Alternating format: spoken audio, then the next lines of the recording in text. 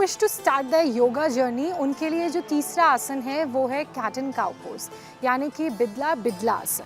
अब इस आसन को करने के लिए आपने क्या करना है वो मैं आपको बताऊंगी, लेकिन ये आसन क्या है उसके बारे में मैं आपको समझा देती हूँ। दरअसल कैट एंड काउ पोज दो आसनों का अमैलगमेशन है, यानी कि दो आसनों से मिलके बना है, कैट पोज और काउ पोज। इसमें जो हमारी बॉडी का शेप होता है वो बिल्कुल एनिमल की तरह होता है, इसलिए इन आसनों का नाम कैट एंड काउ पोज है। जब आप कैट पोज करेंगे तो आपका जो बॉडी का पोस्चर है, अगर आप ध्यान देंगे तो वो बिल्ली की तरह होगा।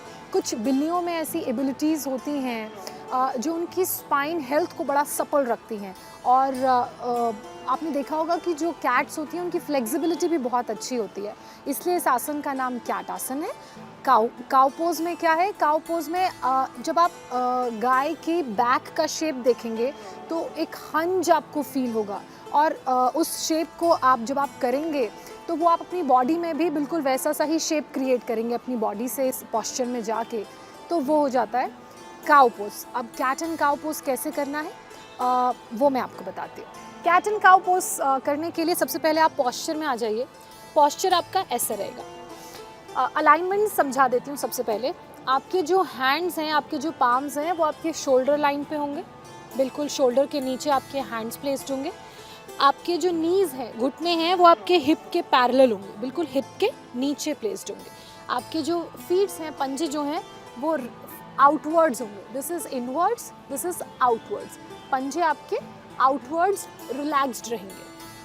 और जब आप ऐसे पोस्चर में आ जाएंगे तो आपने पूरा जो प्रेशर है अपने घुटनों से और अपने हाथों से वो नीचे की तरफ डालना है, यानी कि आपके हाथ ज़मीन को पुश करेंगे ऐसे। तो आपका जो स्टांस है वो उतना होल्ड और उसका ग्रिप उतना अच्छा होगा। अब सबसे पहले हम करेंगे काउ पोज। काउ पोज करने के लिए आपने ब्रीद इन करना है। ब्रीद इन करते हुए आप ऐसे ऊपर की तरफ जाएंगे। दोबारा बताती हूँ, ब्रीद इन करते हुए आप ऐसे ऊपर जाएंगे। जब आप ऊपर की तरफ जाएंगे, जो आपका टमी है वो नीचे को पुश करेगा, आपकी जो टेल बोन है वो ऊपर को पुश करेगी, और आपके जो शोल्डर्स हैं वो बिल्कुल ऐसे इंगेज्ड रहेंगे ऐसे। चेस्ट आउट, छाती बाहर की तरफ ऐसे निकली हुई होगी, और आप ब्रीद इन करते हुए इस पोस्चर में जाएंगे। I am starting again. Breathe in, chest out, shoulders engaged, back straight रहेगी, टेल बोन टग्ड और ऊपर की तरफ पुश करेगी। आपका जो बेली है, टमी का एरिया है, वो नीचे की तरफ पुश करेगा। अगर आप स्टार्ट कर रहे हैं, फ्लेक्सिबिलिटी कम है, तो गर्दन आपकी सीधी रहेगी, सामने आपका गेज रहेगा।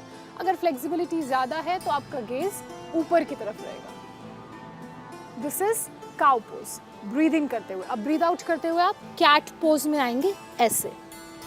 कैट पोज में आने के लिए सबसे पहले आपका यहाँ पे एक हंच बनेगा ऐसे। आपका जो शोल्डर है वो राउंडेड हो जाएगा ऐसे, हंच बनेगा। उसके बाद जो आपका बेली है वो ऊपर को चला जाएगा, टेल बोन नीचे की तरफ पुश करेगा, बेली ऊपर की तरफ रिवर्स हो जाएगा ऐसे। ब्रीद आउट, और आपका जो सर है वो नीचे आ जाएगा ऐसे। फिर breathe in, cow pose, breathe out, cat pose. और जब आप नीचे की तरफ आएंगे ना, सबसे ज़्यादा प्रेशर आपको यहाँ पे फील होगा, और वो एक सर्कुलर जो मूवमेंट आपके शोल्डर्स में आएगा वो आपको नीचे की तरफ आते हुए, कैट पोज की तरफ आते हुए फील होगा। जितना अच्छा सर्कुलर मूवमेंट उतना अच्छा आपका पोस्चर। जब आप ये आसन करें तो एक और बात जिसका ख्याल रखने की ज़रूरत है वो ये कि जो आपका ब्रीदिंग है इस आसन में राइट होना चाहिए।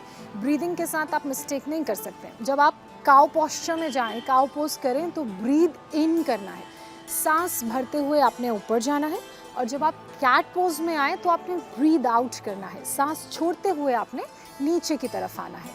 अब इस आसन को सबसे अच्छा इसलिए भी माना जाता है क्योंकि ये सबसे बेहतर आसन है ब्रीदिंग टेक्निक सीखने का। यानी कि आसनों के साथ ब्रीदिंग टेक्निक को हम कैसे इम्प्लीमेंट कर सकते हैं, आसनों के साथ हमें अपनी ब्रेथ को कैसे मूव करना है, तो ये आसन वो बताता है। क्योंकि बहुत धीरे धीरे हम ऊपर और नीचे की तरफ आते हैं, तो उसी तरह से हमारा जो ब्रेथ का फ्लो है वो ऊपर और नीचे की तरफ रहेगा। जैसे हम कोई भी डांस करते हैं तो उसमें हम लोग फ्लो कैसा रहेगा, कोऑर्डिनेशन कैसा रहेगा, पैरों के हाथों के मूवमेंट का, इस पॉस्चर में वही है कि ब्रेथ और आसन में कोऑर्डिनेशन कैसा रहेगा, मूवमेंट कौन सा होगा, कब आपने ब्रीद इन करना है, कब आपने ब्रीद आउट करना है, कितनी देर के लिए आपने ब्रीद इन करना है, कितनी देर के लिए आपने ब्रीद आउट करना है, ये बताने के लिए, सिखाने के लिए ये आसन सबसे अच्छा है।